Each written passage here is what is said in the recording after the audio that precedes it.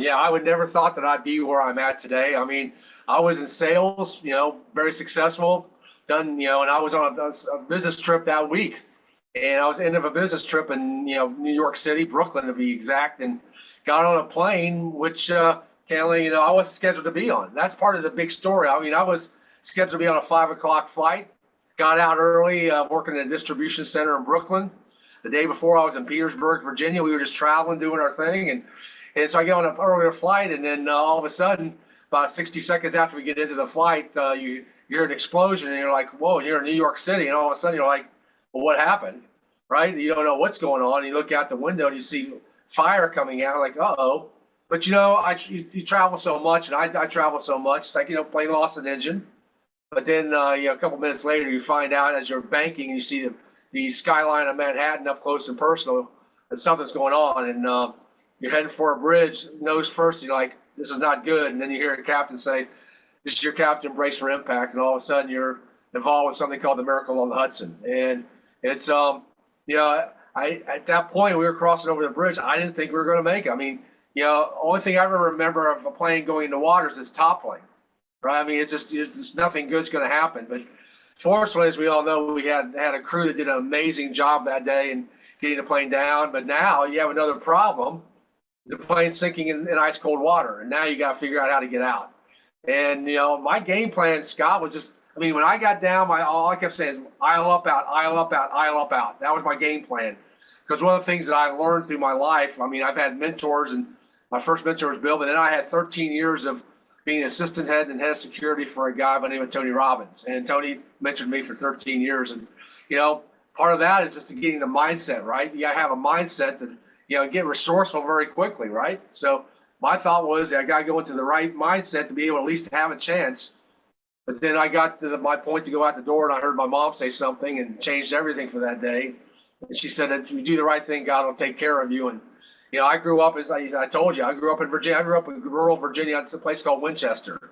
And I always ran with a group of guys who had each other's backs. And that's when I went towards the back of the plane, see if anybody needed help. And things were moving pretty well, but you still, now the water's about chest level deep because the plane's underwater, and you got to get out. And I started to get out. I saw a light on the right side of the door. I was like, I'm out of here. All of a sudden you look out, the wings filled up and the boat's filled up, and there's no room. So now you're inside of a plane waist deep in 36-degree water. And fortunately for me, about 7 minutes later, I felt the plane shift. I thought, this is it. This thing's going down. You got to get out. Unfortunately, my mom and dad taught me how to swim because I swam to the closest boat that I could find. 36-degree water, jet fuel in the water, 11-degree air temperature, and that's when it all sort of hits you, right? When you all of a sudden you do it and you think you made it and you didn't make it, and that's when all things started changing. But yeah, I was part of that, and that's I think I was put in that situation where all of us were, where you take everything for granted on a plane because nothing ever happens. And then all of a sudden, your life starts changing because you got to start putting everything you've learned in your life into play. That's what I said. Everything. That's what my book Moments Matters about. All these things that came, I had all these deposits I made in my life, into my bank account. You have to cash out right now. You have to do it. And that's what that book's about. So how do you cash out when something hits your life? Dave, can you tell me just a little bit about the scene in the plane as it's going down and you have this feeling that you might not make it?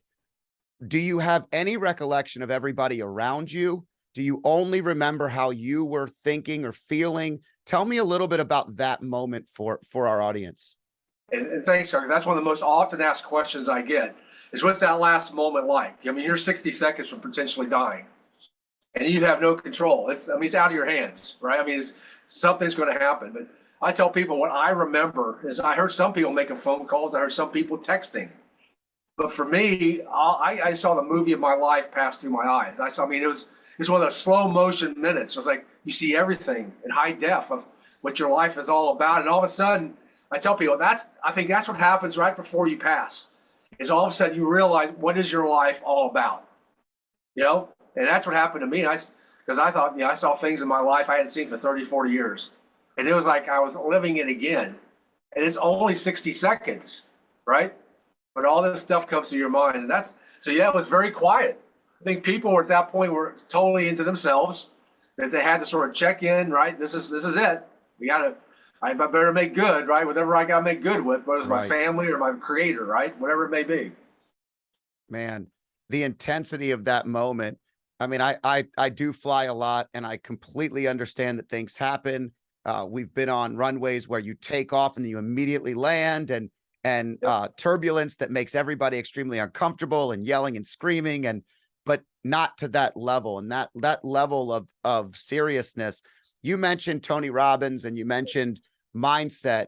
One thing I know about mindset is right before we actually click it on, there's usually a moment where we recognize that we're not in the right space. Did you ever feel like, I sometimes when I go into mindset and I empower myself to get through something, I have to kind of recognize almost like a, a, a self-awareness where you step out of your body, you look at yourself and you say, okay, this is what we're going to do here. Is that something that you went through in that moment before the 60 seconds? Yes, because one of the first things I learned through my time with Tony was it's about state management, how to manage your mind when all stuff's hitting you, right? And like I think we all know there's three ways to do it: through your physiology, through your internal dialogue, or what you focus on. And at that point, I couldn't move my body, but it was about questions I kept asking in my mind. So before all that happened, I kept saying in my mind, I'll up out. I kept putting myself in more of a resourceful state in the event that I had an opportunity.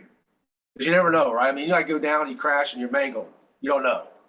But I always start with state management. That's the first thing I talk to people about is with stuff that's going on in your life, whether it's COVID, whether it's social, whatever it is, social justice, whatever it is, you got to put yourself in the right state to be able to be resourceful and make decisions. And that's the two things about personal leadership: resourcefulness, the ability to make a decision in times of challenge. Yeah, it's amazing, huh? Because the emotional attributes that kind of get us all fired up are not the very things that allow us to be our best version of ourselves. It's really important to be mentally prepared and present if you want to make that change or difference, or actually a difference for somebody else, which is even more empowering, which is what you were doing. I love that you heard your mom in your head. Is your mom still here today? No, she had passed away in 1997. So she was sitting up in, I believe in heaven. This is my personal belief. She was in heaven and watching over this whole thing. And I wrote this one time in a blog. I said, I think that was my test. I think that was the test she and whoever else put me through. It's like, okay, here you go. You got to do everything that we've taught you, right? And you got to execute right now. And you've got to get it done. And she was there. Well, I think personally, I have my mentor Bill. I think she was there watching this thing play out.